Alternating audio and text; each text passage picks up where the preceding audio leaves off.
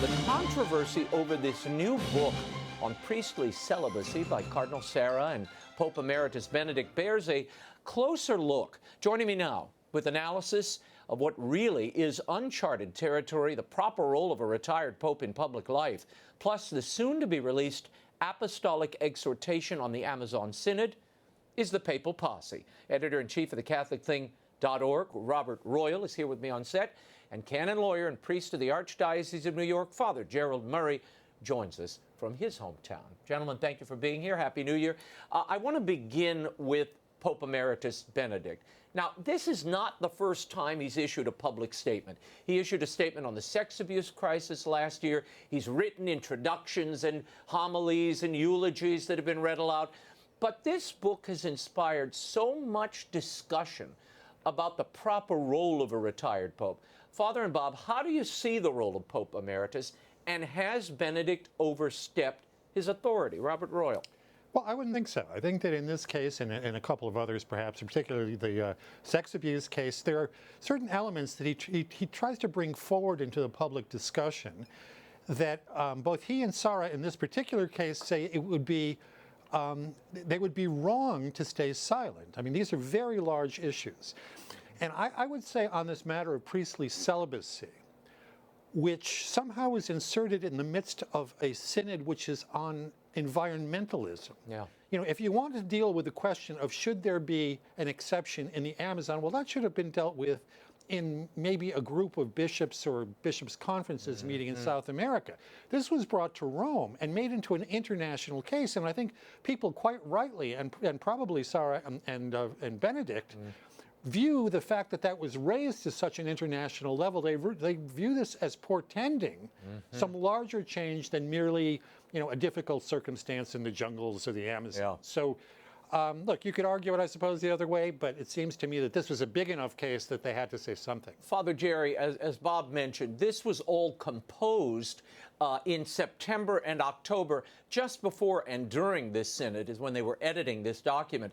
Now, at the time when Pope Benedict retired, which I'll be full disclosure, I thought was a bad idea at the time, you said he should return to Joseph Ratzinger. He should have been cardinal and maybe change the garment. Have you revised your idea of what he should be, how he should act, and the title he should command in retirement? Well, my opinion before it was announced that he would be called Pope Emeritus, or just simultaneous to that, I said, well, I really think it should be back called Cardinal Ratzinger. I was not happy that he was wearing a white cassock because that's the prerogative and privilege of the Roman pontiff, and he's no longer the Roman pontiff.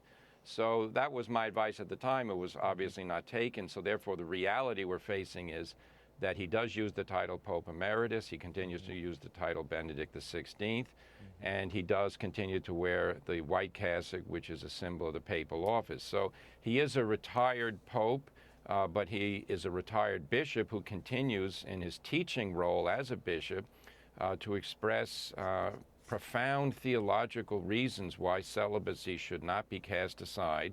And as Bob was saying, he views this, along with Cardinal Sarah, as a moment when silence is not possible, because the great good of the Church demands that the leadership, the bishops, really come to the defense of what the Church has done right from the beginning, which is take the Lord's word seriously. Those who leave, wife and children for my sake are in fact blessed in the sight of God and are doing something very good.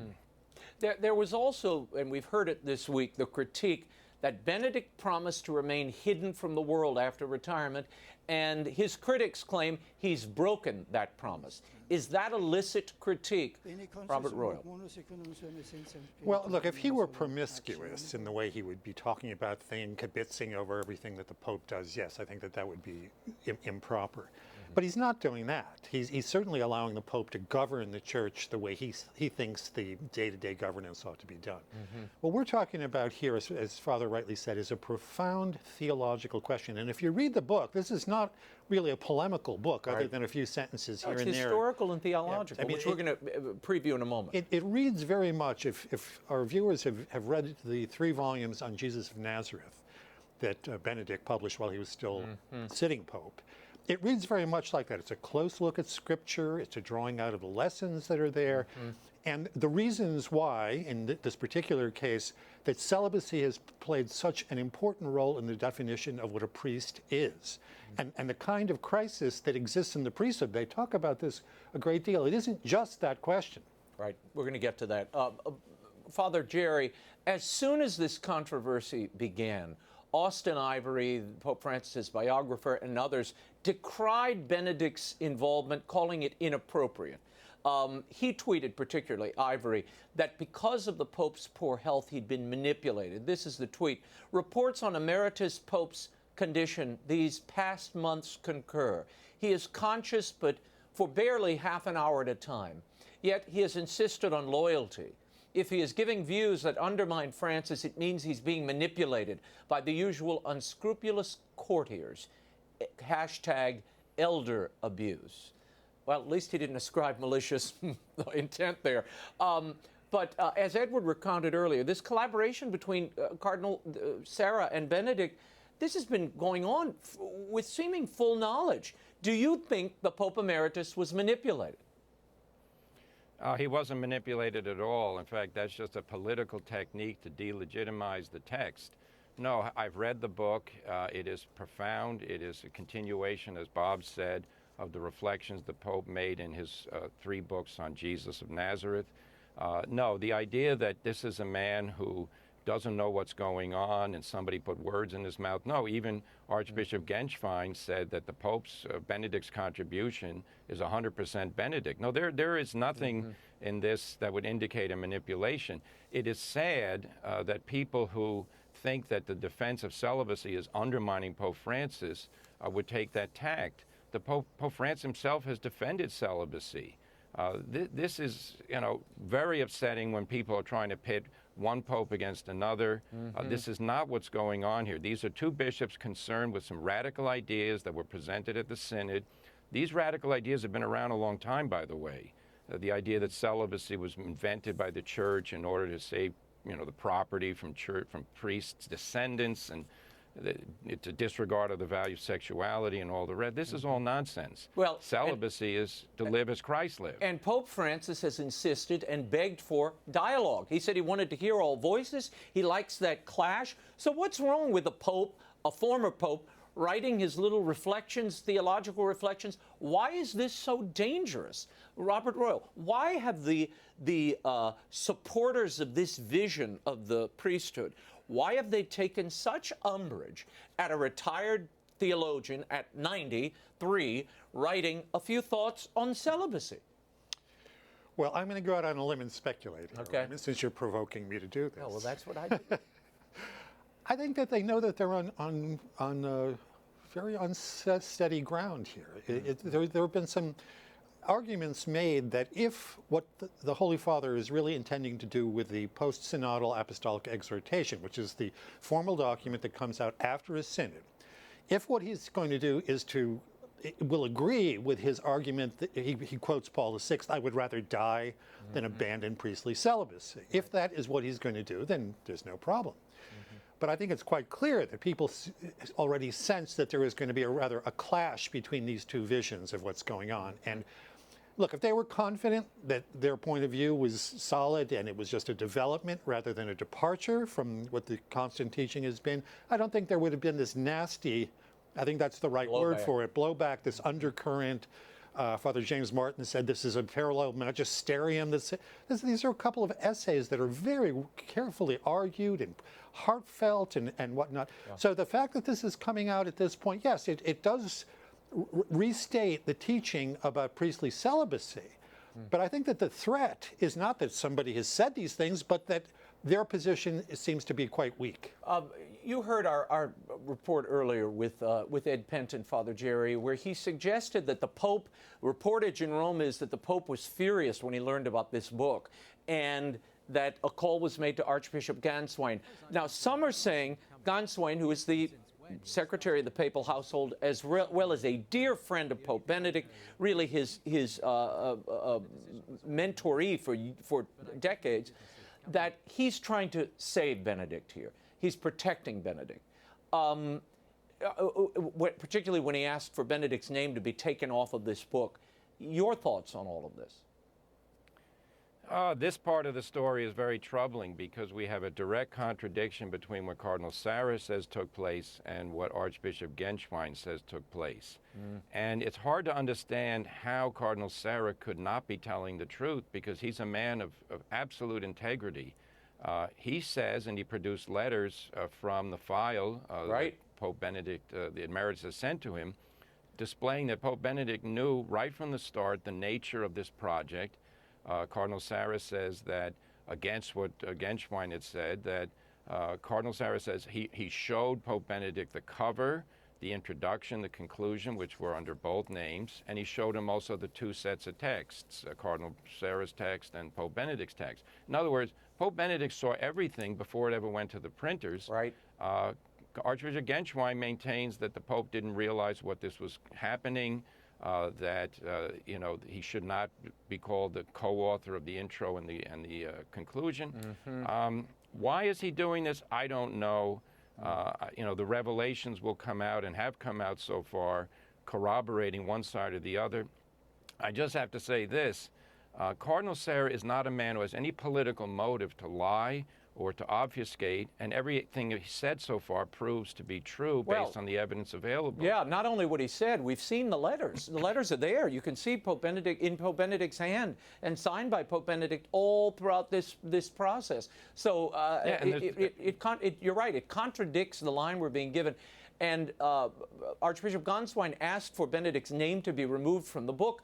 Ignatius Press in America is refusing to remove his name from the book. And curiously, on Amazon, we checked, they took Cardinal Sarah's name off the title of the book. So now it just reads, from our hearts, Pope Benedict XVI. So things may have backfired here in the ensuing days. I want to look at the book itself before we run out of time. The introduction and closing remarks are attributed to both Cardinal Sarah and Benedict XVI. Each devotes a chapter on their thoughts about the importance of priestly celibacy. Here's an excerpt from the introduction. As bishops, we are responsible for the care of all the churches. In our great desire for peace and unity, we therefore offer to all our brother bishops, priests, and the lay faithful throughout the world the benefit of our exchanges. We do this in a spirit of love for the church's unity. There's that word again. Although ideology divides, truth unites hearts. To scrutinize the doctrine of salvation can only unite the church around her divine master. We do this in a spirit of charity. To us, it appeared useful and necessary to publish this work at a moment when minds seem to have calmed down. Everyone can then complete it or critique it. The search for truth can be made only by opening the heart. Therefore, we fraternally offer these reflections to the people of God and, of course, in the spirit of filial obedience to Pope Francis. Bob, they make their intentions clear there, the fidelity to the current Pope as the final exclamation point. Does this seem to indicate an attempt to undermine Pope Francis? Look, I read the book, and I would say there's not a sentence in that 170 some odd pages or whatever it is that strikes you as wrongly polemical. In other words, attacking somebody else the way that Sarah and Pope Benedict have been, Pope Emeritus. Savagely attacked, yeah, savagely by the way. Attacked. The fact that this immediately turned into some sort of skullduggery of manipulation, when the text itself is a very beautiful reflection. It's the kind of writing that you wish all bishops were able to produce, and theologians, because it's profound and at the same time it reaches out and touches people. So, I mean, my impression of this book is that what they're saying there is exactly what they feel. They think that what they're saying is profound. It comes out of the heart of what the church is. And I would even go further and say there's not a sentence in there that would have been regarded as controversial, even just a few years ago. Yeah. So the politics that are being played, I think, are more on one side than on the other. The other side is very much interested in a kind of a moral theological argument, and other people are reading this as somehow entering into papal politics. Father Jerry, it does seem the hothouse of the moment over this Amazon exception, allowing married men to be ordained, is creating the spirit of division and suspicion around this book. Here's my question, okay? Both Cardinal Sarah and Benedict XVI write, our celibacy is a witness, in other words, a martyrdom. Okay, here's my big question. Wasn't it Pope Benedict who opened the door, who allowed married men in the Episcopal Church as priests to come into the Catholic Church when he created the ordinariate? Hasn't he already created an exception? Well, there is an exception. In fact, that goes back even to John Paul II, Right. When that was allowed at the beginning. But to the point of what the book says, and particularly Cardinal Sarah's contribution, I'll say this. I've read all of Cardinal Sarah's books. This is one of the most profound, heartfelt, and we could say deeply Catholic things he's ever written. Catholic in the sense of his love for the Church is such that it propels him to defend something that he himself has lived so well for 50 years. Cardinal Sarah in the book writes that it really is doubtful he would have become a priest if there had been married clergy who came to his village to preach the gospel, because he says, part of the reason I became a priest was I was inspired by these young French missionaries who gave their life to Christ and traveled all the way to his remote village to proclaim the gospel.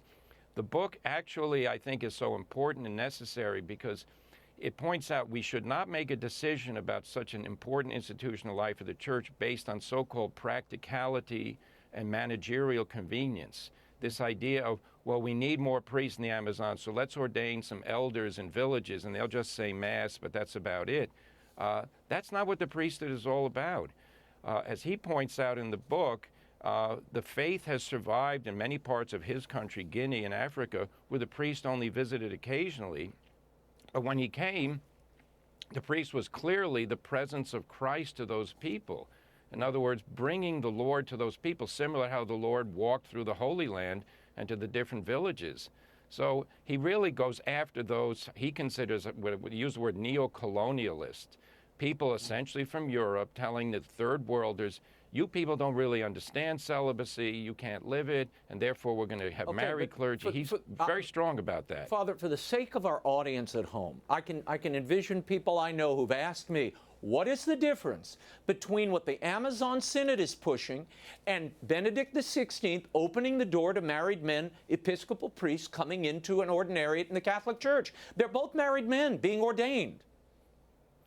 Right, but the one thing was an act of mercy toward those who had dedicated their life to Christ in the Episcopal Church and then decided that the Catholic Church, which is true, is the one true church.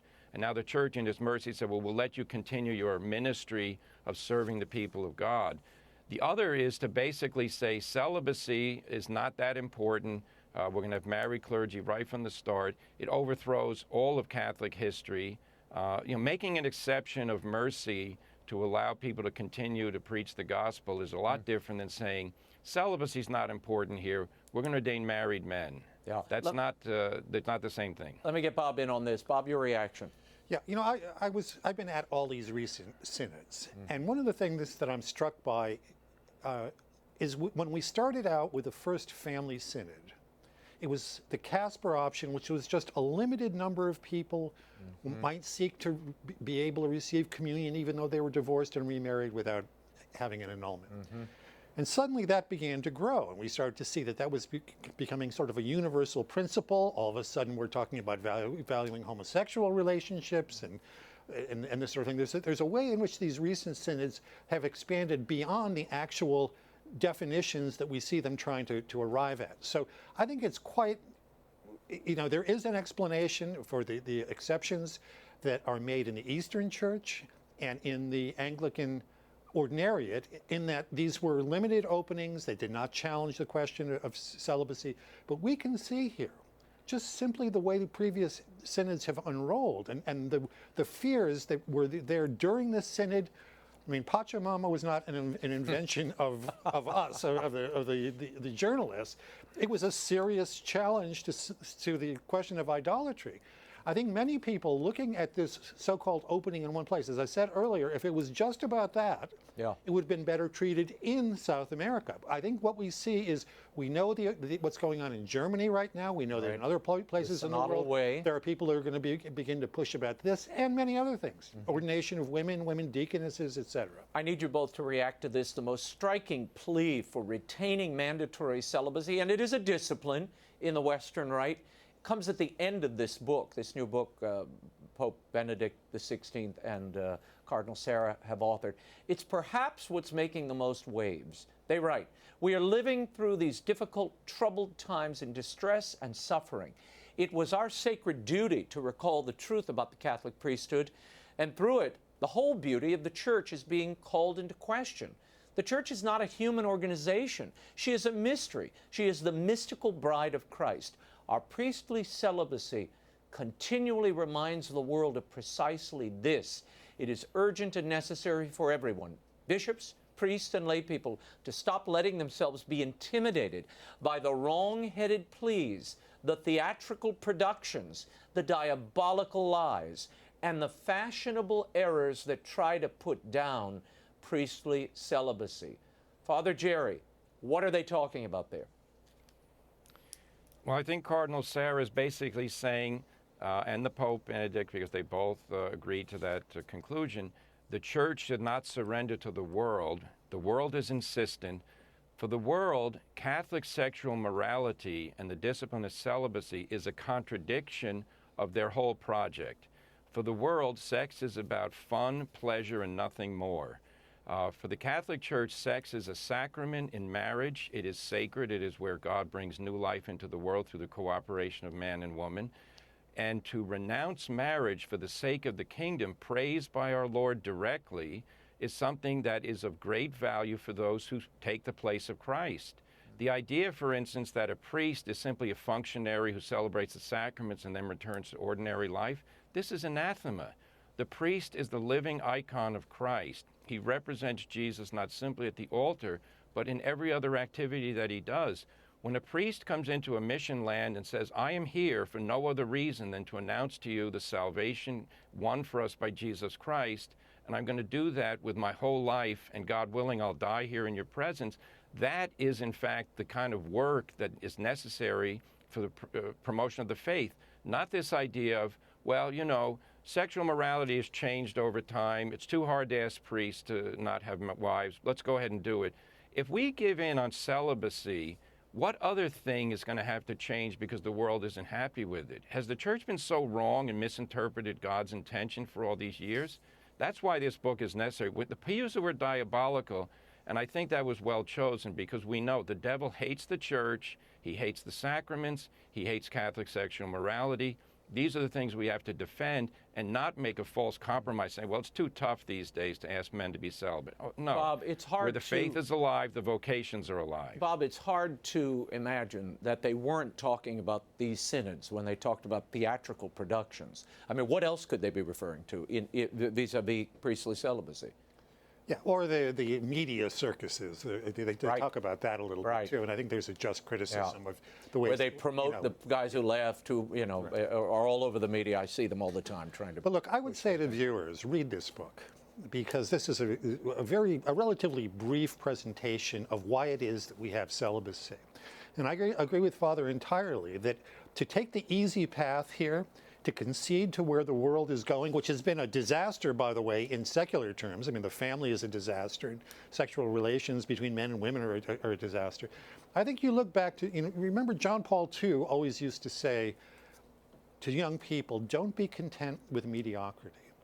And that the way, if you're having a shortage of vocations, the way you call people to this is you make it clear to them that this is a heroic enterprise that they're being called to, something that is going to be quite different than the world offers, and very few people are able to do it. And when they talk about martyrs, the term martyr is having two meanings. It means being a witness to the faith. That it also means potentially having to die or give up something quite serious for the faith. And unless the Church communicates to the world that the faith is so important that it's willing to sacrifice everything to follow Jesus Christ, well, then what is the point of the church being out there in the world anyway? Before I let you go, we only have 2 minutes. There was a private letter leaked to the press this week from the Holy See to bishops around the world, hinting at the contents of the Pope's final word on that Amazon Synod, the Apostolic Exhortation. And it encourages bishops to read up on the Synod documents and speeches, etc. Here's my question. What do you expect, Father Jerry, very quickly from this final exhortation? And if the Pope does indeed allow ordination of elders in this limited region, can you contain it to that region? Father Jerry. Right. Well, I expect there'll be a lot on the ecology stuff, and, that's of interest. But the real thing is, if the Pope does say that you can ordain married men in the Amazon, I predict that the following day, bishops in Germany and elsewhere are going to stand up and say, Amazon needs priests, we need priests. They're going to cite the fact they have no one in their seminaries. They have all these former ex-priests who are married out there who they want to welcome them back to serve as priests. I think this is going to be a total disaster for the church if it happens.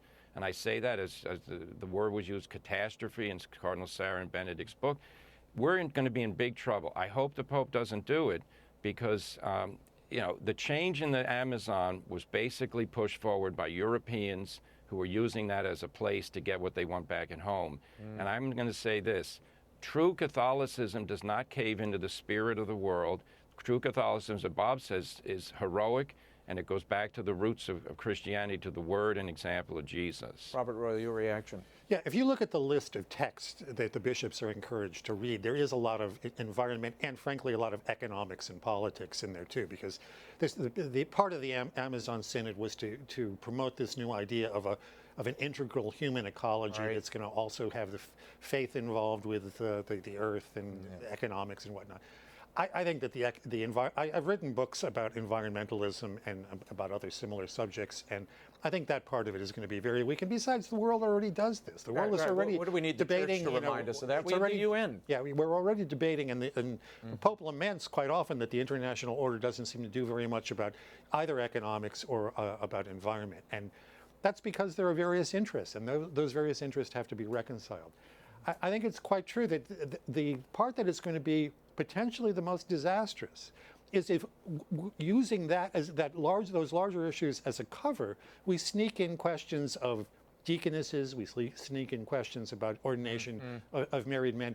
That's a separate debate, and it's not something to be made lightly, sort of as a side issue while you're dealing with these other questions. So I would pay careful attention to that, and I hope bishops around the world do as well. Well, the spiritual catastrophe coming out of something like this could overwhelm any climate catastrophe that's prophesied in these pages. I wish I had more time because I wanted to talk about the great piece you wrote about the Vatican-China Accord. I'll give you 20 seconds. Where do you think it stands now? Well, why did the Pope not bring it up during his address to the diplomats at the Vatican? Yeah, I wrote this piece earlier in the week, and viewers can look at it at thecatholicthing.org, our website. But I was struck by the irony that on Wednesday of last week, the Pope gave his discourse to the diplomats at the Holy See and didn't mention China, although he mentioned other hotspots around the world, Venezuela and whatnot. And the very next day, our U.S. Congress issued a report on religious repression in China that made it quite clear that there are whole communities that are being wiped out, that there's brainwashing going on, that there's organ harvesting going on, that there's pressure to rewrite the scriptures in the various religions, and not only the so-called Western religions like Judaism and Christianity, but even Buddhism and Hinduism that are more indigenous to China. And there's only one God in all of them, Xi. Yeah. Really problematic. We'll leave it there. Okay. Great piece, though. Father Jerry, Robert Royal, thank you both for being here. And you can find both of their commentary at thecatholicthing.org.